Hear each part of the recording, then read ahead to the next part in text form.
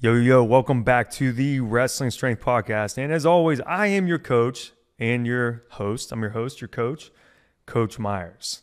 And as always, the Wrestling Strength Podcast is brought to you by Max Effort Muscle. Make sure you go to maxeffortmuscle.com for all your supplement needs. We have our Lemonade Amino Recovery that is NSF certified, safe for sport. That means it can be used with confidence by any high school or collegiate or professional athlete out there, and you know it's not going to trigger any tests. You know it is guaranteed safe by a third party. Make sure you check out maxeffortmuscle.com. And we have a new sponsor. Well, I guess not new. This is probably our third podcast now with Ice Barrel as a sponsor. Ice Barrel is a cold therapy training tool that makes it simple and easy to bring ice baths to your routine. Now, if you follow along on Instagram, I've been using Ice Barrel to do the hot and cold contrast, and we do the Wim Hof breathing method. And even my guest that is here today, who I will introduce in a little bit, we do this as part of his recovery routine every Wednesday. They come out to the house. We get up nice and early. Sometimes we get a little pump in first, and then we do the hot and cold contrast. We'll do 3 to 5 minutes in the ice barrel, and then we go to the sauna for 15 to 25 and get a good sweat and go back and forth. This is absolutely killer to fight inflammation. Just the mental health benefits from it, I think, is probably the thing that I enjoy the most. It's a total mental reset. The entire day after, being in my ice barrel, I just feel incredible. I sleep great. I mean, yesterday I just felt like I was just like such an even keel for the rest of the day, and I just really love the way I feel. And I know that you, the listeners of the Wrestling Strength Podcast, will love an ice barrel as well. It's durable, it's compact, it's portable, it's super easy to carry around. I mean, I probably empty it before I carry it. My guest today, I'm sure he would want to fill it up full with water and ice before he would carry it anywhere because he's so strong. It's made in the USA, made right here in Ohio, as a matter of fact, using 100% recycled contents. They have a 30-day money-back guarantee, a limited lifetime warranty, and they have financing available. So with its sleek design and compact footprint, Ice Barrel makes it easy to experience the benefits of cold therapy from the convenience of your home, your gym, your CrossFit box, wherever it is you train and focus on your recovery. And Ice Barrel is giving the Wrestling Strength Podcast listeners $125 off when you go to icebarrel.com/gutcheck. Again, that's icebarrel.com/gutcheck. Or, you know what, let's just make it simple. You can just use code GUTCHECK. That's all capitals, GUTCHECK, at checkout, and that's $125 off. Get colder, feel better with Ice Barrel. Man, I'll tell you what, do you feel like relaxed just listening to my soothing advertising voice right there? That's beautiful. All right, so I'm going to introduce to you the guy who really needs no introduction around here. It's almost like I don't feel like he's a guest on the podcast because he's basically here at the gym, at the HQ every day. He's really woven into the fabric of the culture at Max Effort Muscle and Old School Gym because he's been a part of it for so long. My man, Olympic Alternate, 4-time All-American. He's also a great mustache influencer, Kollin Moore. What's up, Kollin? Not much. Thanks for having me on. Sorry, I was really on one after that ad read, so I had to feel like I just keep. I love it. Keep it rolling. Keep going with it. All right, so man, now you were my first guest on the podcast. And so it's natural, I got to give the people what they want. My listeners are, they're like, hey, this episode is great, but we want more Kollin Moore. More of more. Who doesn't? Who doesn't, exactly. So I had to have you back on today. But a lot has happened since the last episode, Yeah. So I think you got some cool stuff coming up. You just had some cool stuff happen last week. Let's kind of start with that. You went on this huge kind of cross-country trek. You got to do a ton of hiking. Tell me a little bit about what you got to do and see. Yeah, so a little backstory. During COVID, I flew out to LA where my brother was working because he was driving his car back to Ohio. So we drove from LA back to Ohio, and we drove through Utah and basically all over the West and back home. But we couldn't hike anywhere. Because everything was closed, the parks. Yeah, all the national parks were closed. So that's been something on my mind ever since because I got to drive through, but I didn't really get to fully experience a lot of it. So I've been wanting to do this trip forever. So we flew into Vegas, me and my girlfriend. I'm taken, by the way. I was wondering if you were going to gloss over that and just make it seem like you and your brother went. I'm like, I think you should probably mention who you went with there. No. All right, good. I went with my girlfriend. So we flew into Vegas. We slept for maybe like 3 hours the first night because our flight got in so late. Had to wake up early. We drove to Zion, which is in southwest Utah. We got this special permit to do Angel's Landing hike, which is, I think it's about a little over 1.5 miles up. And you gain, I think, like 16,000 feet in elevation. So it was a pretty brutal hike to start off the trip with. Now, is the altitude a factor there? Like, is it like how when you go to Colorado Springs, or I don't really know the altitude between Colorado and Utah. I think you start around 4,000 feet and then you get up over 5,000 feet. So it's not terrible. So out in like Colorado Springs, I think baseline elevation's a little over 6,000. Okay, so you're not starting with that like altitude fatigue right off the bat, but either way, it's a brutal hike. Yeah, in the last half mile is this chain section, so it's the most dangerous hike in the country. And we say that's when the chains are kind of attached to the rock and you're holding on to that. Yeah, so it's just steep drop-off ledges, basically on both sides of the hike. The last half mile, you're trying to pass people. People are coming back because it's a one-way trip. So people are coming back down the same path. So you got to wait or you got to pass people on the chains. It wasn't as scary as I thought it was going to be. But do you feel a little bit of anxiety though, like in the scary parts? Even though you know like your footing's good, you have a hold of a chain. Really, it's unless you're an idiot, it's safe. But like, yeah, because of the scale of where you're at and the view and everything, do you feel a little? The only time I got a little freaked out was there were these 3 huge condor birds just soaring right next to the cliff, doing circles, like right by us. They're thinking you're going to fall and die, and they're like going to... Yeah, and that's when I realized, I was like, oh, okay. Like, we're really high up here. Like, I try not to look down too much. You're kind of looking out at the view of Zion Canyon. So you don't look down too much. But I think when I saw the birds, I looked down, and then you see the car driving, and it looks like you can barely see the car, so you realize how kind of high up you are. A little frightening, but it was good. What so like total, how many miles did you guys hike during the trip and all that stuff? A little under 50, I think around like 48. So we did Zion, then we drove down to Arizona to Antelope Canyon the next day, and then we were driving up to Moab for Arches. So we decided to drive back up and stop through Bryce Canyon. We did one hike there and then stopped in Moab, spent the night there, hiked all day in Arches. We woke up, caught sunrise at one of the arches there, which was really cool. So we had to get up at like 4 in the morning to do that. So it was very relaxing, like refreshing trip, but you definitely had to work for it.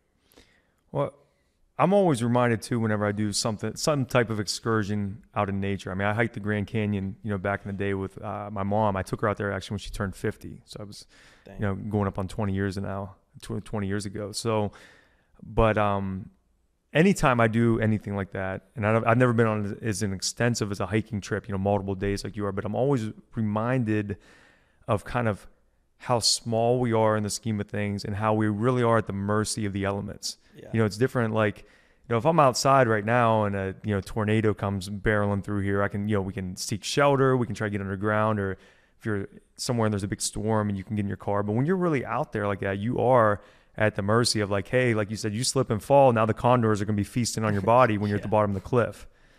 So you guys have any dicey moments out there or anything where you're kind of like, holy shit, like we got to make sure we're being safe?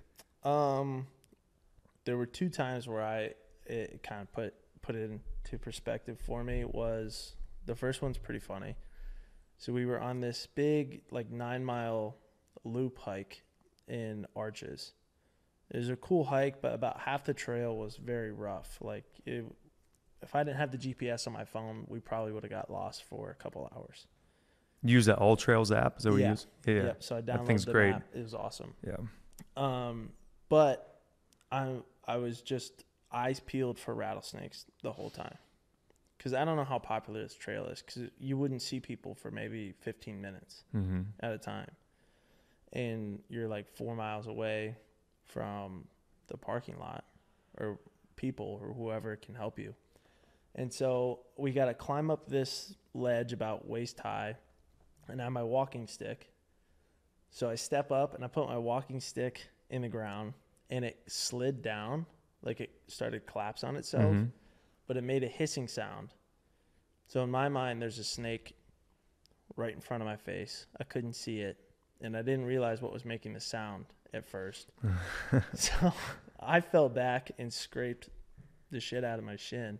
And there was no rattlesnake. And yeah, I realized it was my stick, but I was like, in my head, I was going to die. I thought I was going to get bit in the face by a snake. Yeah, and if you get bit in the face by a rattlesnake out there, like you said, you're 4 miles from the parking lot, like that might be it. Yeah, so that was pretty freaky. And then the second time we were in Rocky Mountain National Park. It was our last day of the trip. And again, we were doing this big 9-mile hike up to Sky Pond. So it was a huge hike. It was up over, I think, 11,000 feet elevation. And so we're a little under 4 miles in, and this thunderstorm just rolls right over the top of the mountain, like right on us. And we hear one little roll of thunder. We're like, okay, we can keep going, but if we hear more, we'll just turn around and come back. And the storms out there, like you're in the mountains, are going to be different than these Midwest storms we get. Yeah, it was freaky. So right away, heard another one. Then it started hailing on us. And then the heavy lightning and thunder came, and we were like trying to book it back down the mountain. So it was pretty scary. There was a couple where I thought the lightning landed within probably 100 yards of us. Like one of those where everything goes white, and then just the crack of the thunder in the canyon was just like deafening. And it freaked me out pretty bad. So we were trying to kind of walk a little bit pretty fast just to get down the mountain a little bit, because the higher up you are, the more chance you have of getting hit. The probability of getting struck is, yeah. Because you're so close to the clouds up there. And is it like lightning everywhere, or is it just like here and there? Or is it more like you're surrounded by the storm? Here and there. I mean, the storm was right on top of us. And so, but I looked it up. We kind of did the right things, and we kind of didn't. Probably should have looked up what to do in a thunderstorm before I went up there. But so we put our metal poles away. We put our hiking poles away. They said, get down the mountain as fast as you can. And then they said, stay away from like large bodies of water, which I think the one place we stopped was right next to a lake. So we screwed that up. And then they said, just stay away from other people. Don't get in big groups of people. And that was the one other thing we did. We stopped for maybe like 2 minutes, probably next to like 20 people under this rock. And I guess the lightning up It'll be attracted to the group of people, basically. Yeah, like grow static or every man for himself. Like yeah, so we were kind of yeah, but by the time we got down, we were absolutely soaking wet and freezing cold, and we had to wait, I think, like an hour for the shuttle. So that wasn't fun. That was our last day. But besides that, the trip went very smooth. Yeah, it's still a cool experience, though. You know, like even ending it like that, like yeah, your attitude. Then other than just saying, yeah, we had every hike was awesome, everything went perfect. Mm-hmm. You know, sometimes a little bit of adversity at the end, which makes me think like let's switch gears here to talk wrestling. You've spent the last few years climbing the mountain of 97 kilos here in the U.S. You said the World Team Trials, and you met a familiar roadblock at the top. Yeah. From reaching the ultimate summit. So maybe let's talk about the trials a little bit and kind of where you go from here. Yeah, so the challenge tournament went great. Who'd you have in the finals of the tournament? Was it Machiavello? Machiavello. Yeah. So wrestled really good against him, 10-0 and 6-0 in the finals there. Which was huge because he's someone who's given you trouble in the past, and he's a very seasoned guy. Yeah. Yeah, we've gone back and forth. He's beat me a couple times. I've gotten the last few on him, but he's always a threat. So, feeling good. Then you have that weird, like, 2-week break in between trials and Final X. And I was in Stillwater, wrestled Kyle. Felt confident going in, and then very, like, prepared for what I thought he was going to do, which was underhooks, bully me out of bounds, stuff like that. And then the whole first match, he was not really hand fighting me too much and just snapping me down the whole time. And so it took me a while to kind of adjust for that, and the match got away from me and got teched. And then the second match, Yeah, a match can get away from someone in freestyle so quick, I feel like. yeah, You know what I mean? Like it just snowballs one way or the other. especially against someone like him, he's very hard to score on. So if you're down 6-0, you might have to do something that you usually wouldn't to try and get back into the match. And that a lot of times opens you up to get scored on too. It's a double-edged sword. Yeah. But the second match, I felt like I wrestled a lot better. Got to my barrel roll right away. So I was up 2-0, 2-1 for a little bit. And then same thing. You would just shoot in, drive me out of bounds. And then got a couple takedowns out of bounds, which was probably the biggest thing in that match. I gave up a lot of 2s instead of 1s. But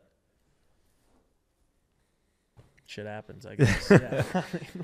Well, Kyle, he's been the guy for so long, but no one's the guy forever, So what do you see other than looking at, I'm sure some people look at, matchups and they think, well, eventually the good guy is always going to decline. Someone's always you get older, injuries, whatever. But besides things like that happening, what do you look at and think, all right, here's what I need to change or improve in my game so that I can eventually be the guy? I know it's kind of a personal question, but one, I think realistically I need to go in with a lot more confidence than I usually do. That's always something I've somewhat struggled with, is a little bit of imposter syndrome, where it took me a while to feel like I belonged at Ohio State. It took me a while to feel like I belonged on the senior level.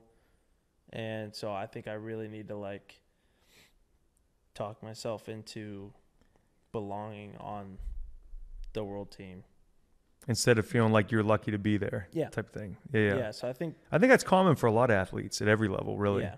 So realistically, looking back, I don't think I was as confident going in as I should have been. I was confident in my wrestling ability, but just having a little more chip on my shoulder going into it, knowing that I can wrestle with them, which I think I can. My wrestling's there, but just getting used to those high-stress matches with the number one guy in the world is good. So I think the more times I wrestle him, the more times I get used to just being in that situation and get a little better at adapting mid-match to what he's doing, and just being a little more assertive with my wrestling and not trying to game plan too much of, I think he's going to underhook me out of bounds or something. And then it's a shock when he has a different game plan. Yeah. So stick to my stuff and then react accordingly to what he's doing. Well, I would think, the kind of separation you're showing between the other, top tier guys at 97, between that and then Zilmer, who you would beat, recently, him moving up and now making the team at heavyweight. I think that even though these things are unrelated because they have nothing to do with Kyle, but I think they need to, or you need to, look at those or should look at those as confidence. But it's like, hey, look, I'm showing separation. Guys that I'm beating are making the team at different weights, things like that. At heavyweight of all places, it should let you know, like, hey, it's not just I just happen to be here. No, like I can be the guy. Yeah, definitely. I think, like you said, I'm starting to kind of, I think I've separated myself pretty well from the rest of the 97 guys. But it's still that thing where it's like I can't just train for Kyle just yet because who knows? Like someone like they could be getting better soon. Well, there's still still have to go through the trials and everything like that. So those guys, Machiavello and some of those other guys, they're always still going to be a threat. They're good. yeah, You know, that's why it's hard to be the best. it really is. I say that being, in a situation where I've never been the best at anything, so it's easy for me to say. But You're the best ad reader I know. You know what? So I don't know, man. There's some pretty good ad readers out there. Maybe the best one in this room. oh, absolutely. All right. So, all right. Well, what's next? When are you going to kind of have a little break from competing for a while? What's on the plate next? Yeah. So I've had a little bit of nagging injuries that I'm trying to get taken care of. So there was a tournament in Poland in 2 weeks, but I elected not to go to that this year and just not compete overseas until I can get this one injury figured out, just to see if there's something wrong or if there's nothing wrong, and if my training on it is making it worse, or if something really simple can just heal it up. Because for the past, 6 months, I've just been kind of training through it and sucking it up because I've really didn't want to know what was wrong with it. Sometimes it's easier to push through something to kind of justify, still training through it when you really don't know what it is. Yeah. But if you find out like, hey, this is detrimental to my longevity, if I keep training on it, then obviously you have to take time off or get it fixed or whatever. Yeah. So sometimes, it's better not to know. Yeah. Most of the time, I just kind of hope it goes away after like a month. And this one happens. Which always happens when you're still training twice a day, right? Exactly. So get that figured out, and we'll get back to competing in the fall. And then just the cycle begins. I think World Cup's in Iowa City this year, so that's cool. Yeah. I hope I get to wrestle on that. That'd be awesome. When is that? I guess in December. Okay. So probably hit at least one tournament overseas in the fall, and then try and get some matches in a World Cup. All right, let's talk about the kid that I think is going to be kind of the next big thing at Ohio State. I know he just came in last week or this week, and you've been training with him. Tell us about Feldman. This kid. I haven't got to meet him yet, but I'm like, I already know that I'm going to love this kid, and he looks like an absolute monster. He is. He's a meathead. He's just so thick for like a high school kid and explosive. But in my head, he's gonna get mad if he hears this. But to me, he's a little bit like Bambi still, where he doesn't like if he gets control over his body like Foley, right?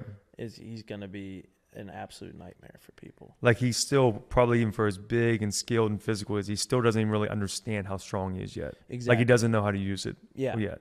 And you say that meaning at the ultra elite level. Yeah. Yeah. Because he probably hasn't really had to yet.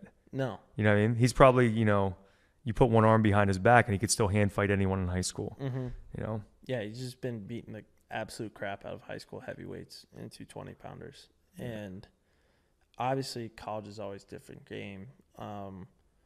It's funny, I talk to so many people and they're like, well, how do you do with Feldman? How do you do with Feldman? And you're like, are you kidding me? Guys, I'm 3 years out of college.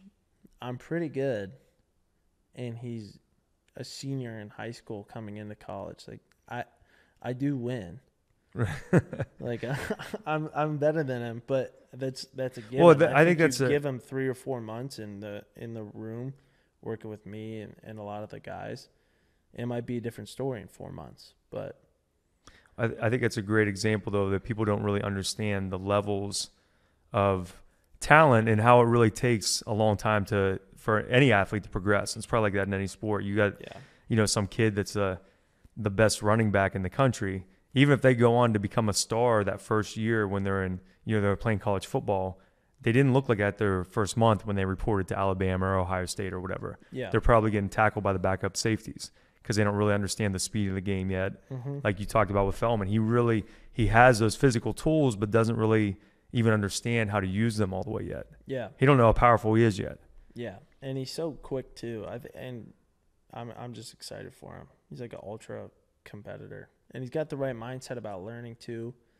We've been working on a couple things, and the first day he wasn't really getting it, and I think we've probably worked on it, I don't know, 5 or 6 days since then. Every day he comes up, hey, can we work on a head slip? Can we work on the head slip? Can we work on the head slip? So he's able to recognize a deficiency and he wants to get better. Yeah, and my neck is paying the price for it, but I'm happy to help. I love it. Yeah, I'm very excited for Feldman. He's going to be a beast. Yeah, I think this is going to be a great year for the Buckeyes. Oh, yeah. Yeah. Give me some thoughts on the lineup. I think there's going to be a little movement in the lower weights. I'm not sure if Malik is going to redshirt or not, but Andre Gonzalez I know is going to play an important role. He was a freshman last year from Cali, but I love the way he wrestles. Watch him in the room sometimes. Is he at 25 or 33? I think he'd be both, depending on where they want him. And then a lot of that depends, too, on if they want to redshirt or start Buzakis. So Buzakis is really good, too. And then he beat Jesse in the junior finals, who's another freshman for us. And it's going to depend on a lot if they redshirt those guys or not on our lineup this year. When I look at Buzakis, I mean, at least body, I know he has talent, but body-wise, he looks college ready. Yeah. You know what I mean? Yeah. Some kids, when they're really talented coming out of high school, you think, all right, they still are going to need to lift weights and grow for a year. But you look at that kid, he looks like he's ready for Big Ten wrestling from a physical standpoint. Yeah, he reminds me of Nate, body-wise. But I've been trying to get a nickname for him caught on. So if anybody hears this, I'm trying to start to get everyone to call him Maverick. Maverick? So I think he looks and reminds me of Tom Cruise a little bit. Like kind of his actions remind you? A little bit. And his look, he's got like the black hair, like yeah. over. He's all jacked up. See, if I was him, I would go with like Bazooka. Bazooka? That's a good one too. Nick Bazooka. I just thought of that just now. You can take it and take credit for it. I might have to. But then 65, Carson. I think if he doesn't get screwed by the refs in the NCAA semifinals, I think he wins it.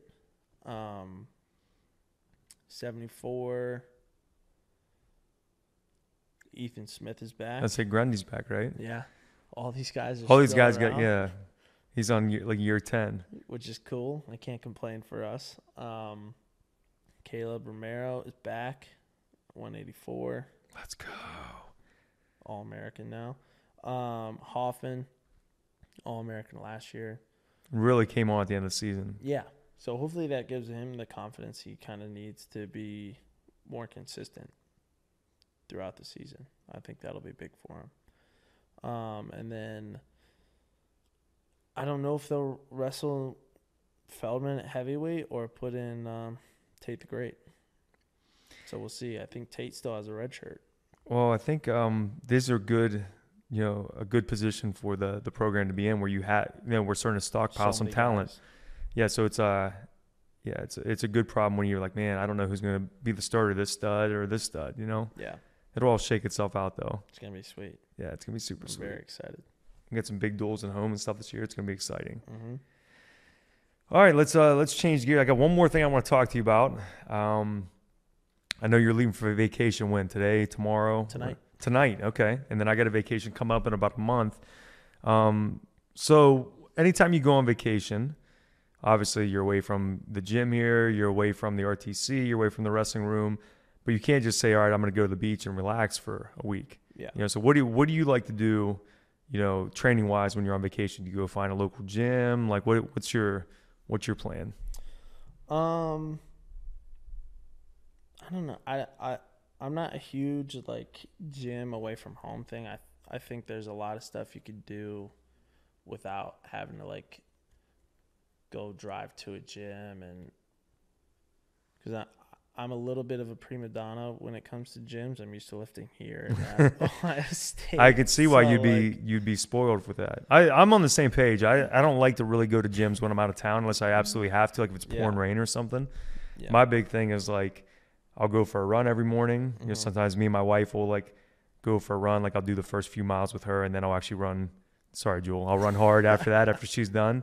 And then I'll find like a pull-up bar or something on the beach, or you know, do some calisthenics. But I usually work out outside every day. Not a ton of structure to it, you know. You know, I might do 100 pull-ups every day and a run, some push-ups or whatever. And to me, like it feels good. I'm in the gym so much that it feels good to do something outside, and there's no, you know, I don't need to track anything. I don't need to worry about anything with the actual programming. It's just I'm just going to work out to feel good and be outside. That's kind of what I do. That's the big thing for me is I still want to train and maintain, but I think vacation is an important time to like give your body a little break from the normal stuff you're doing.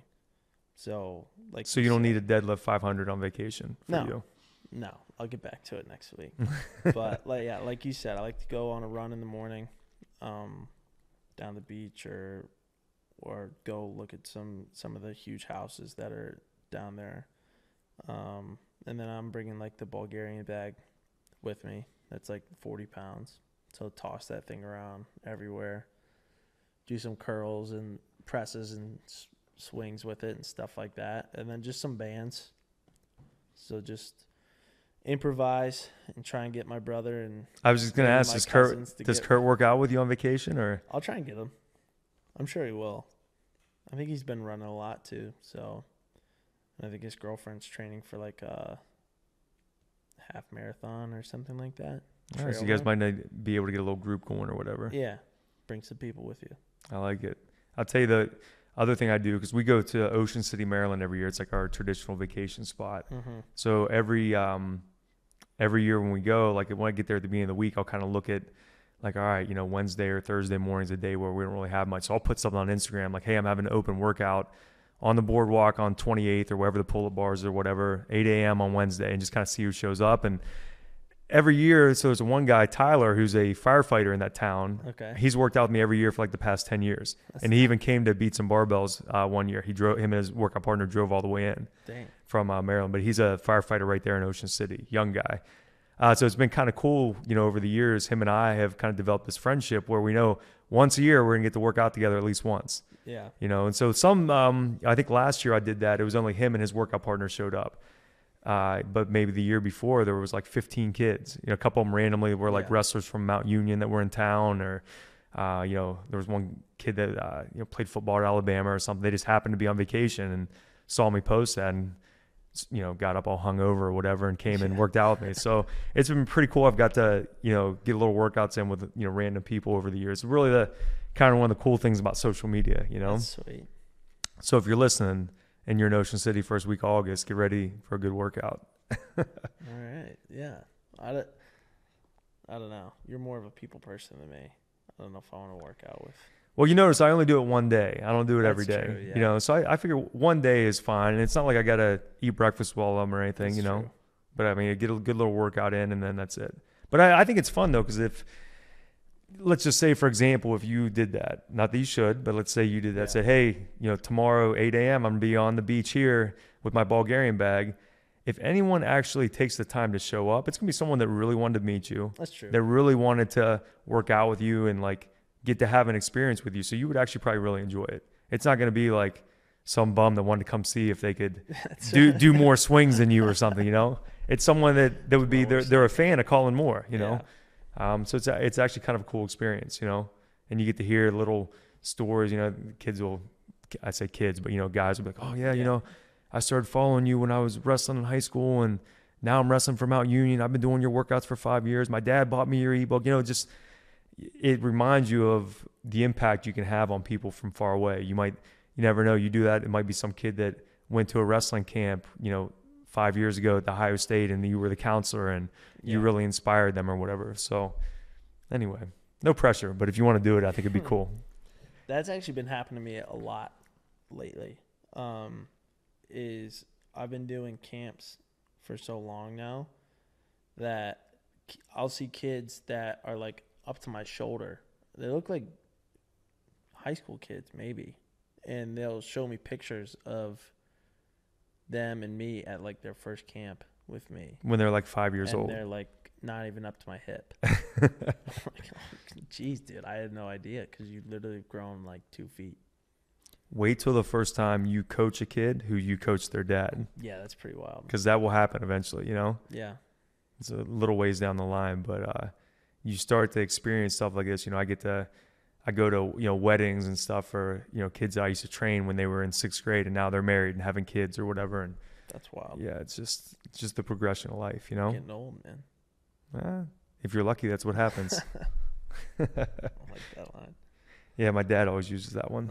Well, I don't know about always, but I was getting on him about being old one time, and he looked at me dead serious and said that. He goes, if you're lucky, that's what happens. He's a wise man. He is wise. Like Kim is wise beyond his years. He is. And he got a lot of years, too. All right, well, I'll tell you what, man. Where can they find you at? Any sponsors you want to shout, anything like that? Let's wrap it up. Yeah. Only because we have the bench waiting on us. We got to get our bench workout in. Usually we bench, then podcast. Today we're podcasting, then benching. So go ahead. Excited. Twitter and Instagram at More of Kollin. And then, as always, shop Max Effort. Shop Rudis. They're my wrestling apparel brand. They got the best wrestling shoes, wrestling gear out there. And then shop Ice Barrel. Boom, there we go. Yeah, let's see. I got my Rudis socks on. I got my Rudis shorts on. I got my Max Effort shirt on. We're here at the Max Effort HQ, and we did Ice Barrel with with our sauna, with our Redwood Outdoor sauna yesterday. It was awesome. Yeah, it was great. All right, Kollin, I appreciate you coming back on, man.